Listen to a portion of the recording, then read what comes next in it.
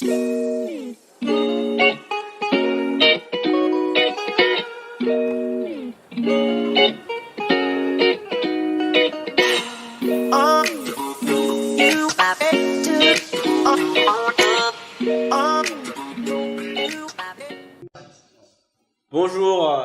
bienvenue à la première émission de la Gaji TV. La Gaji TV qui se veut une émission pour parler de technologie. Ce soir, nous accueillons Yasmine Diaby et Stéphane Ouattara. Nous allons parler sur le thème de l'opportunité de l'open source. Nous sommes la Gaji. Nous sommes un club, on parle beaucoup d'open source. Donc, on veut savoir, pour vous, actuellement, qui êtes développeurs, quelles sont les opportunités que l'open source vous a données en fait? Pourquoi est-ce que vous faites de l'open source? Yasmine. D'accord. Donc déjà, je me présente. Je suis Yasmine Diaby, développeur web et premier prix du hackathon, Africa Hackathon Code 2018. D'accord. Donc déjà, l'informatique me fait vivre, en quelque sorte, parce que je travaille avec l'open source. Je suis web développeur à Smile Côte d'Ivoire. Donc, comme opportunité, déjà l'embauche. De deux, je peux m'amuser à modifier le code comme je veux, vu que j'y ai accès. Je peux partager ce que je fais sur Git et tout. Donc déjà, en quelques mots, voici ce qui me touche à peu près à moi directement via l'open source. D'accord, je vois. Donc, l'open source, on comprend, te permet d'être à Smile, parce que Smile, je sais que c'est une entreprise qui fait beaucoup d'open source. Exactement. Ok, Stéphane, toi, qu'est-ce que pour toi l'open source t'en est comme opportunité? L'open source m'a donné comme opportunité d'être déjà contributeur de l'objet de l'informatique. Parce que, comme on le sait plus ou moins, il y a deux courants. Le courant propriétaire, donc des solutions qui appartiennent à des entreprises exclusivement. On parle de copyright. Et le courant open source, où on a le droit d'accéder au code source, de le modifier et même de le redistribuer. Exactement. Voilà. Donc, partant de ce principe-là, l'open source aujourd'hui nous a permis de briser un peu le mythe qui planait autrefois autour des informaticiens. C'est devenu un monde ouvert. Tout le monde peut développer une solution et la mettre à la disposition de la communauté. Donc, l'open source m'a permis non seulement de gagner ma vie, mais aussi d'être utile à la communauté. Exactement. Et ça revient surtout ce thème-là, participer à la communauté. Donc, restons un peu sur ce thème. On parle d'open source de communauté. Est-ce que vous, actuellement, quelle action vous faites pour la communauté? Comment est-ce que vous donnez avec l'open source? Comment est-ce qu'on donne avec l'open source? Déjà, comme il a dit, là, si on part déjà sur la base de Git, peu importe le code que tu fais, tu peux le mettre sur Git. Donc, si tu fais un code dans le domaine de la santé, que tu veux le voir évoluer grâce à la communauté, tu le postes sur Git. Chacun peut contribuer à sa manière. Si jamais il y a des failles, chacun peut décider de déclarer la faille, de trouver des solutions à cette faille-là. Donc, de cette manière-là, je me dis qu'on œuvre pour la communauté en quelque sorte. D'accord, mais tu parles de Git.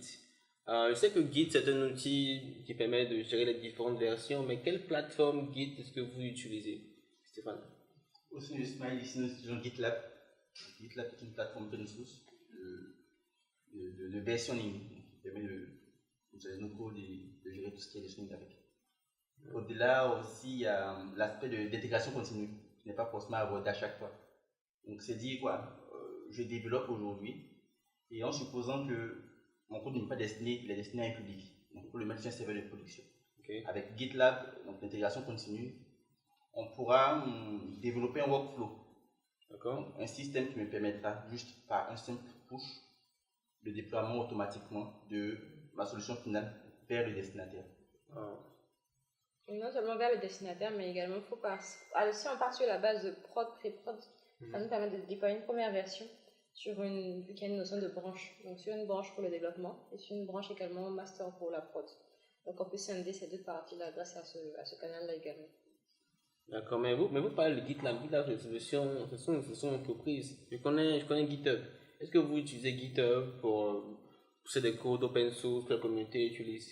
On va dire pour le développement d'une entreprise, on va plus sur du GitLab, mais en externe pour du développement collaboratif, on va dire, on ira beaucoup plus sur du GitHub. Je suis inscrit sur GitHub. Donc, l'open source permet de créer des projets open source pour participer à la vie de la communauté. En entreprise, on utilise GitLab pour facilement déployer son code des serveurs en production. Ok. Maintenant, l'open source vous permet de gagner votre vie. Le thème de ce soir, c'est opportunité de l'open source. Je prends l'exemple de quelqu'un qui est en BTS, on a des centaines de personnes qui sont actuellement en BTS qui vont finir l'école. Est-ce que vous conseillerez à cette personne-là de faire d'utiliser l'open source? Absolument. Déjà pour la bourse même de cette personne-là, je lui demanderais immédiatement de s'orienter vers l'open source. Parce que déjà moi, en BTS, j'ai commencé à travailler à peu près sur de petits projets. Donc j'ai commencé avec Joomla et par la suite Drupal, et qui sont toutes les deux des technos open source. Donc j'ai eu accès au code, j'ai pu avoir accès à la manipulation de ce code-là, orienté, on va dire templating, orienté conception de modules également. Donc j'aurais pas eu ce techno-là à ce moment, j'aurais peiné à avoir un petit boulot pour avoir un peu de sous. Donc déjà, directement, je pense, dès que quelqu'un, on va dire, dès qu'un étudiant vient vers moi pour me demander quoi faire, je lui dis déjà, pars sur la base de l'open source. Parce que là, au moins, tu auras une solution fiable que tu pourras faire évoluer comme tu veux et que tu pourras utiliser pour bosser. Donc, en dehors de Drupal, si on part par exemple sur du Odoo. Donc, moi, j'ai un petit commerce. Par exemple, je prends le rôle d'une dame qui vend, donc qui doit gérer son stock et tout. Je l'orienterai directement vers Odoo, parce que Odoo, tu as des modules pour la gestion de stock, la gestion des commandes et tout. Donc, c'est un outil qui est disponible, qui est ouvert et qu'on peut utiliser à soi. Donc, direct, je pense open source. Donc là, on est passé de... On a vu beaucoup de termes, là. On a vu Git, GitLab, Joomla, Drupal, Odoo. Une solution pour les étudiants qui leur permettrait d'installer sur leur machine gratuitement, c'est ça? Également, ouais. Et qui peuvent déjà revendre dans des métiers en freelance, même si on sont en BTS. Il faut juste avoir de l'imagination. On va dire au-delà même du métier freelance, il faut aussi voir les professionnels. On constate que de plus en plus les DSI s'orientent vers les solutions open source, même les États. Parce que longtemps on était tributaire de tout ce qui est solution propriétaire.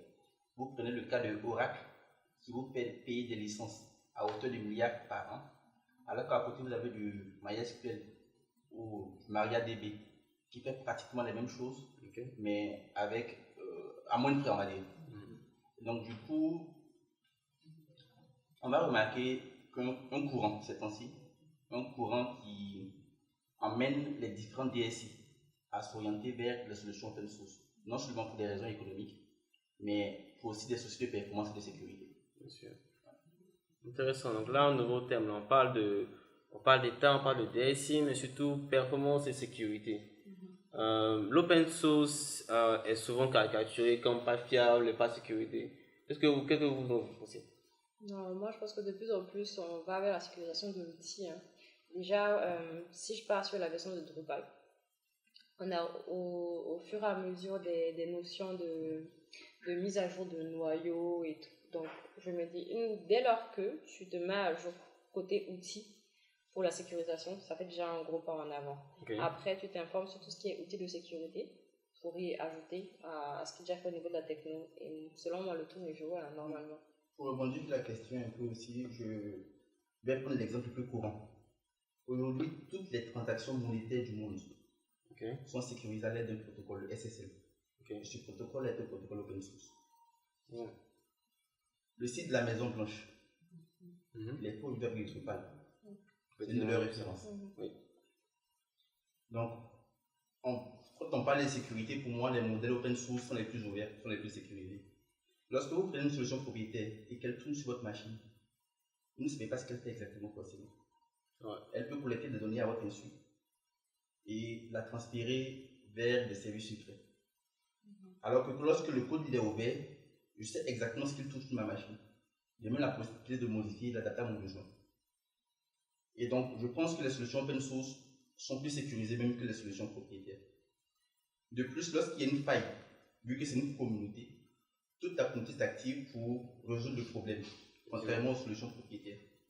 Ou lorsqu'il y a une faille, il va falloir vous adresser à l'éditeur qui, lui, va prendre son temps et résoudre la faille un peu plus tardivement, en fonction des thèmes qui vous lient. Donc, au-delà même de la sécurité, il faut aussi aborder même la question de réponse aux besoins. J'ai des besoins dans mon entreprise. Lorsque je m'oriente vers une solution propriétaire, je suis obligé d'adapter mon organisation au fonctionnement de cette solution. L'éditeur ne va pas modifier son logiciel pour juste mon besoin spécifique. Alors qu'avec l'open source, on part du besoin et on façonne la solution à ma personne, on façonne la solution en fonction de ce que je veux. Vu que le code est ouvert, je peux le modifier à ma guise. Exactement. Et je veux revenir sur le métier de freelance, rapidement.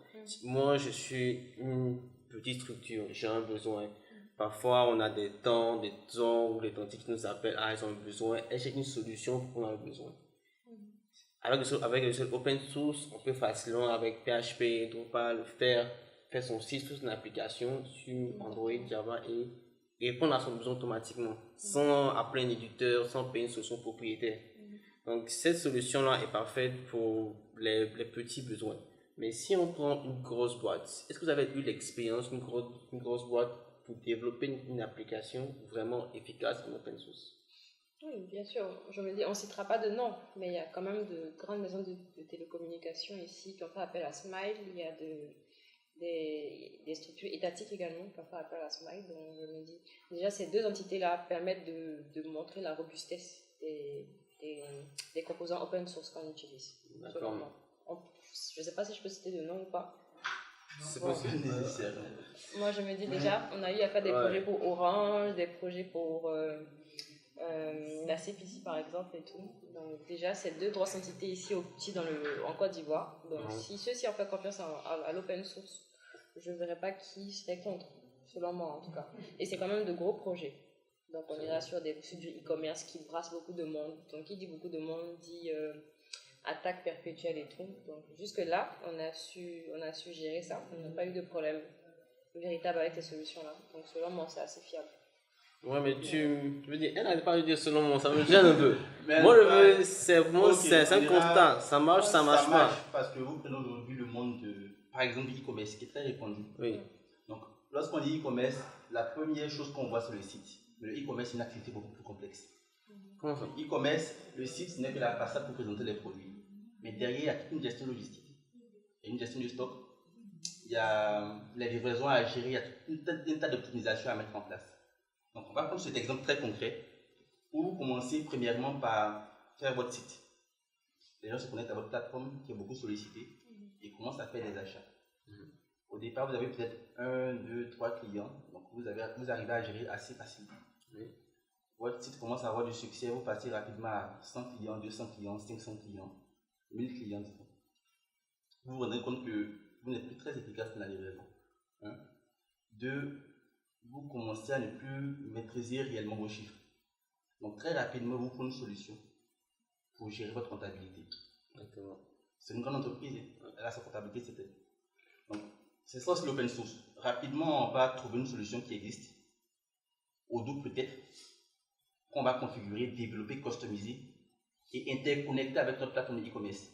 Donc automatiquement, lorsque quelqu'un effectuera un achat sur notre plateforme de e-commerce, ça impacte notre comptabilité. Donc les chiffres sont mieux suivis, ça c'est le premier pas. Après on irait un peu plus loin, on se rend compte qu'il faut gérer la livraison. On check. Odoo est assez complet, c'est un ERP. Certainement qu'il y a un module qui nous permet de gérer la livraison. Sinon, c'est l'open source, on développe et on interconnecte en fait à ce univers-là. Je veux juste m'arrêter là pour montrer que d'un petit besoin d'exposition de produits en ligne, on se rend compte qu'il faut gérer non seulement la comptabilité, il faut gérer aussi en plus la livraison. Mon second exemple, c'est un projet d'assurance. Une plateforme qui est à la fois utilisée au Canada, au Moyen-Orient, en Afrique, donc dans 7 pays précisément. Et cette plateforme open source, c'est une plateforme d'assurance, est entièrement bâtie à l'aide d'outils open source. C'est le nom en fait, IMS, Insurance Management System. Intégralement. Le domaine de l'assurance est réputé pour être un domaine assez sensible en raison de la criticité des données des assurés, et réputé aussi pour être assez complexe. Lorsque vous prenez par exemple le cas de l'assurance voyage, simplement, vous souhaitez aller en France pour une durée de 1 semaine, il va falloir effectuer la facturation. Donc l'exemple que je vais prendre c'est le suivant, c'est que Jean-Vincent, vous avez peut-être, je dis n'importe quoi, 23 ans. Vous allez en France pour une durée de 1 semaine. En fonction de la destination, de votre âge et d'autres paramètres, on va vous sortir un prix. Ce qui fera que nous deux, certainement qu'on va à la même destination, mais on n'aura pas forcément le même prix. De une approche classique, on serait tenté à faire un développement, mais on va très vite se rendre compte des limites. Et donc, on va se rendre... là qu'on remarquera qu'il y a des solutions open source qui peuvent répondre à ces besoins-là. Des solutions open source qui relèvent de l'ordre de l'intelligence artificielle, donc des systèmes experts, ce qu'on appelle moteur de règles, auxquels on va passer toutes ces règles de facturation. Et ce sera à eux désormais maintenant de prendre les décisions qu'il faut et nous afficher les prix. Wow. C'est aussi ça l'open source, c'est impressionnant. Ça va vite, hein? Ouais, j'étais aussi impressionné la première fois. Ça va vite. Donc là, on est passé d'un petit boulot freelance à faire une application d'insurance management pour une grosse compagnie d'assurance. Et la plus grande d'ailleurs du Moyen-Orient. Waouh. Ça va vite. Donc, pour un étudiant, le plus gros problème, c'est que quand on va vers l'étudiant, c'est qu'ils ont du mal en fait à voir en fait la grande image. Ils se disent, ok, même si j'apprends ça, est-ce que je pourrais atteindre en fait un tel niveau? Et quand tu parles, ça a l'air tellement facile, mais en termes d'heures de travail, combien de temps ça représente en fait? Et développer, on dit l'Odoo, on développe un IMS, on développe, en termes d'heures, c'est des êtres humains qui travaillent. Une solution propriétaire pour moi, pour les DSI que je disais avant, il installe, ça marche, il configure, ça marche. Son besoin, il applique son besoin au logiciel. Je sais qu'il y a des utilités qu'ils peuvent adapter, donc ça peut passer. Mais pour le logiciel fait open source à la main, vous devez développer des modules. En termes de travail, est-ce que c'est pas trop contraignant de développer tous ces modules de A à Z que de prendre ce propriétaire? Je pense pas que ce soit contraignant en tant que tel, parce que déjà si tu pars sur un logiciel propriétaire, tu as la notion de, comment on va dire ça, tu as la probabilité qu'il ne corresponde pas exactement à ton besoin. Donc ce que tu perdras peut-être en temps à le développer, tu le perdras en argent à utiliser une société, un logiciel propriétaire par exemple. Donc déjà, si on part sur la notion de temps, moi je dirais pas, on peut pas estimer en fait à peu près combien de temps peut faire tous les projets informatiques, parce que chaque projet a ses particularités. Donc déjà je me dis, si on part sur la méthode que Smile utilise, c'est la méthode agile. Donc à ce niveau-là, on établit avec une relation particulière avec le client qui lui permet de définir des livrables en fonction d'un délai bien précis et en fonction du nombre de développeurs qui travaillera sur le projet. Donc déjà là, la notion de temps est moindre, parce que si on part sur par exemple après 2 semaines, on aura par exemple la fonctionnalité qui nous permet de payer. Après 1 mois, on aura celle qui nous permet de livrer. Donc si on part sur cette base-là, le client ne sentira pas véritablement le temps qui passe, parce qu'à chaque étape, il participe au projet et il aura à chaque étape une version livrable. D'accord, donc le client se sent, il fait partie de l'équipe en fait. C'est comme ça. Moi, je ne parlerai pas de temps, mais plutôt de passion. D'accord. La communauté open source, c'est une communauté qui est distinguée par la passion qui anime ses membres. Et c'est cette passion-là qui va pousser des experts du monde entier à contribuer. Aujourd'hui, il y a un projet qui est en ligne. En supposant que c'est une solution propriétaire, je n'aurais peut-être pas les moyens de contacter un expert dans ce domaine-là pour m'aider à mettre en œuvre la solution que je souhaite. Mais au nom aujourd'hui de la communauté, au nom de l'open source, je peux contacter n'importe quel expert, contributeur sur le projet qui m'intéresse et bénéficier de ses conseils. Donc il y a déjà cette passion-là qui fera que je ne sens pas le temps que personnellement je suis prêt à investir. C'est un investissement. Et 2, comment on dit, c'est le faire qui aiguise le faire. Exact. De par la communauté open source aussi, c'est une opportunité que j'aurai de rencontrer des personnes plus chevronnées qui me permettront de grandir plus rapidement l'expérience. D'accord. Voilà, donc tout va dépendre de la passion que je suis prêt à investir. Après, effectivement, contrairement aux solutions propriétaires, les solutions open source demandent un peu plus de maîtrise. Donc beaucoup plus de formation. Et je pense que c'est un compromis qu'il faut faire. C'est un compromis. Soit je pars sur du tout cuit qui peut me donner à terme une indigestion, ou je prends le temps de confectionner moi-même mon repas avec toutes les normes diététiques que je souhaite avoir et être à la fin sûr d'avoir une meilleure santé. C'est une très bonne métaphore. Donc, C'est clair. pour moi, c'est le compromis. C'est le compromis qu'il faut faire. Après, quand vous regardez, par exemple, aujourd'hui, il y a une mouvance, on parle de big data, d'intelligence artificielle. Les solutions les plus en vogue, ce ne sont pas des solutions propriétaires, c'est des solutions open source. Donc, contrairement à ce qu'on pense, qui est une vision pour moi assez dépréciée, assez vieille, c'est qu'aujourd'hui, c'est les solutions open source qui tirent les technologies vers l'avant. Ce ne sont pas les solutions propriétaires. C'est les solutions open source aujourd'hui qui innovent. Et le modèle propriétaire essaie de recopier ces innovations-là, de les mettre sous certaines licences et de les revendre. Ouais, c'est vraiment le cas dans le cas de tout ce qui est IA, c'est l'open source. On parle d'innovation, on parle de j'ai vu Google I/O 2018, WaveNet utilisé par Google qui est open source. C'est du lourd, c'est du lourd. Je voulais juste revenir sur le besoin de personnes qui s'y connaissent en open source. Je veux dire, si une compagnie doit faire de l'open source, elle doit avoir des experts. Je veux dire, c'est pas la personne qui vient de sortir du BTS qui va pouvoir faire un module ERP en 2 mois. C'est pas Et c'est là possible. justement qu'intervient la GAGI. La GAGI, c'est un mouvement-là qui a pour but premier de former les plus jeunes et plus les bons. Parce qu'on se rend compte que les besoins en termes d'open source sur le marché sont grandissants. Et en face de ces besoins, il n'y a pas suffisamment de personnes qualifiées. Donc on se dit qu'il faut aller vers les plus jeunes, leur prêcher cette bonne nouvelle, ce message, qui est l'open source, les former afin de les rendre plus aptes à répondre aux besoins du marché demain. Voilà, c'est cette approche-là qu'il faut avoir. Et en plus, l'open source va nous permettre aujourd'hui, pour un continent comme l'Afrique qui n'a pas suffisamment de moyens, d'être assez indépendant dans ses choix technologiques et d'orienter sa stratégie technologique. D'accord. C'est vraiment consistant, vraiment consistant. Moi, je retiens que pour l'open source, si à un tel point étudiant, il peut commencer avec sa machine, installer les outils, commencer en Fluent, commencer déjà en fait à acquérir, je pense, une certaine expertise dans son domaine qui va sûrement le pousser à atteindre des gros projets comme vous faites actuellement avec des grosses sociétés. D'accord. On va aller sur le mot de fin.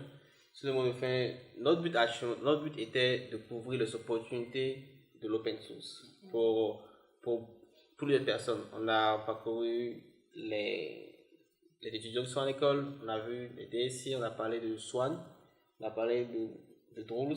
C'est vrai qu'on n'a pas vraiment approfondi le sujet sur Drolls. On va revenir sur une prochaine séance.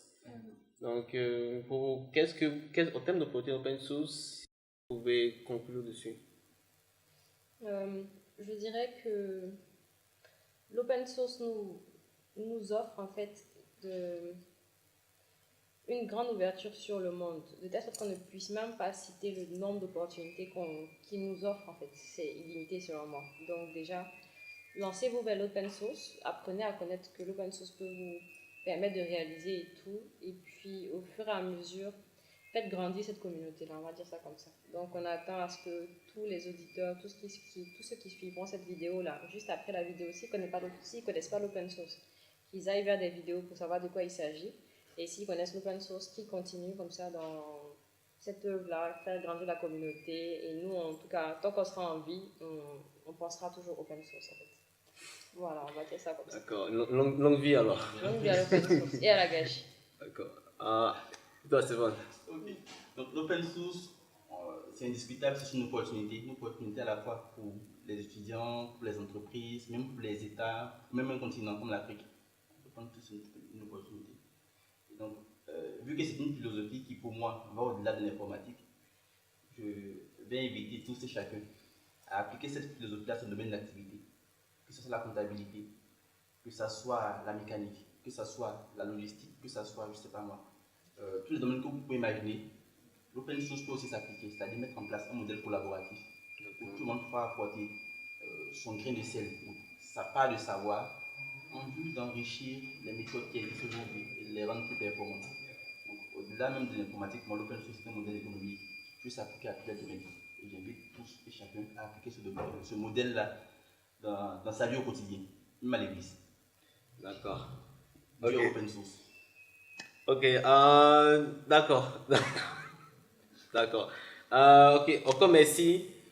C'était une émission de la Gage TV avec Yasmine et Stéphane Ouattara. Merci beaucoup de l'avoir suivi. À notre vidéo. Bye. Peace. Thank you.